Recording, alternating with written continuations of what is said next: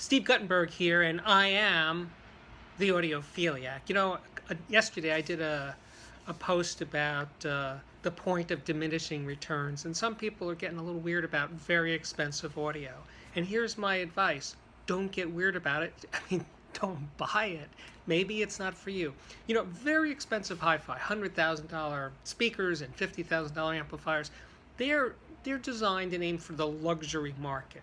Same as, I don't know, the luxury market for watches, $100,000 watches, which I think are insane. Of course, yes, they are. So, $100,000 speakers might be insane. But you know what?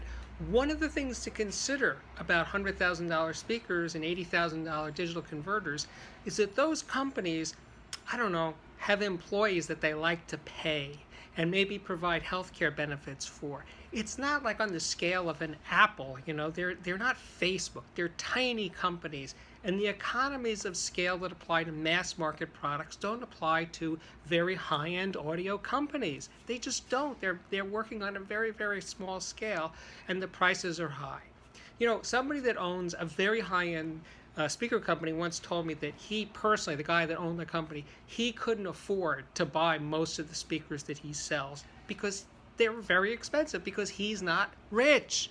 Very few people in high-end audio get truly rich. There's no Bill Gates in audio. Amar Bose from Bose wasn't even Bill Gates, right? There's not a lot of money in high-end audio. And I know when you see those price tags, you think everybody's raking in dough and making huge profits.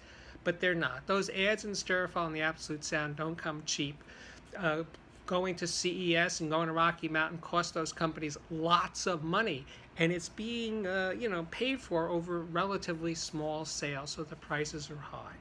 So I don't think you need to get offended by the prices of high-end audio. Don't buy it. It's not for you. And I just want to close with one other thing. When I was a salesman and I sold very expensive audio, and I went to people's homes that bought it, you know what? The rug on the floor cost more than their $100,000 speakers, and the amplifier costs more than their couch, and the paintings on the wall definitely cost a lot more than their hi-fi. So it's a lifestyle thing. Very wealthy people buy very expensive products, and that's it. If you're not wealthy, I'm sorry. Well, neither am I. But you know what? Where this outrage comes from about very expensive audio baffles me. It really does. Show your outrage about more important things in the universe.